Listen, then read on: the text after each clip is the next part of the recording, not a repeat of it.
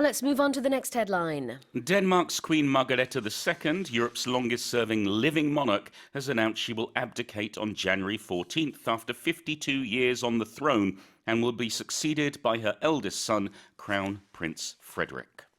현존하는 유럽의 최장수 군주인 덴마크의 마그레테 2세 여왕이 오는 1월 14일 재위 52년 만에 자리에서 내려와 장남 프레데리크 왕세자에게 왕위를 물려준다고 발표했습니다. To be fair, she's worked long into her retirement. She's 83 years old.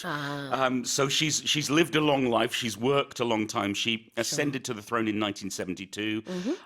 Every year she's made her traditional New Year's Eve speech, and that was where she made this surprise announcement. I don't know whether anybody was really expecting it, but she came out and said it. She's had some health issues. Last February, she had a back operation, and she said that was leading to her thinking more about the future and also leaving the responsibility to the next generation. So she is the longest-serving living monarch. Of course, Queen Elizabeth II, who passed away 2 years ago, she reigned for 70 years. I think the longest-serving monarch in the whole world, in the history of the world, is Louis XIV. I think he went 72 years or something like that. Interesting. 자, living이라는 단어가 들어감으로 인해서 현존하는이 됩니다. 영국의 엘리자베스 2세 여왕은 70년 재위했었고요. 그 다음에 이제 현존하는 덴마크의 마그레테 2세 여왕이 지금 이제 52년 재위를 했는데 이제는 내가 물러설 때가 됐다. 이렇게 신년 인사 때 밝혔습니다. 건강상의 이유인 것 같아요. Yeah, what's curious though is that there was a point where she was never going to be queen. The law was only changed in Denmark in 1953 that she could actually become the heir to her father and become queen. So it's an interesting progress in the past 100 years, certainly in her lifetime. And normally if you become queen or king, you keep that position until death. Well, no, you can do. Traditionally, that's what many kings and queens do. But the other choice is to abdicate. Yes, let's look at that term then. To step down, to retire, to say, all right, it's your turn now, Frederick. So, for example, Queen Elizabeth II, she said, I would never abdicate. She wanted to be in that position until her last dying breath. Her uncle did.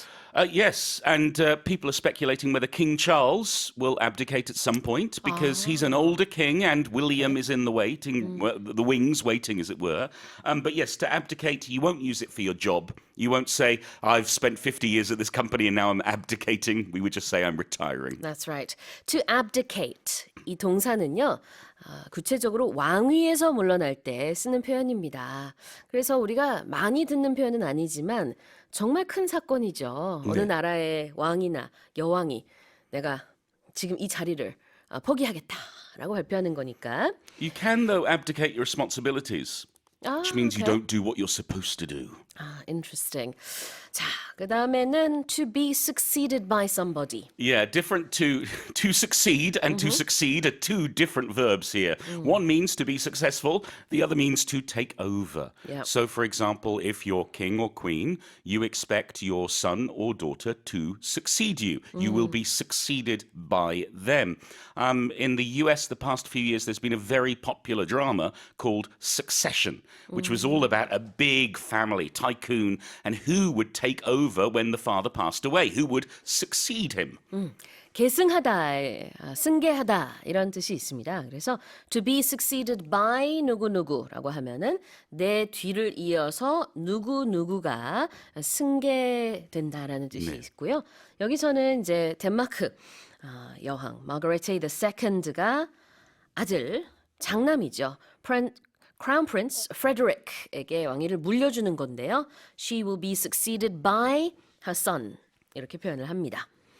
Here it is again. Denmark's Queen Margrethe II, Europe's longest-serving living monarch, has announced she will abdicate on January 14th after 52 years on the throne and will be succeeded by her eldest son, Crown Prince Frederik.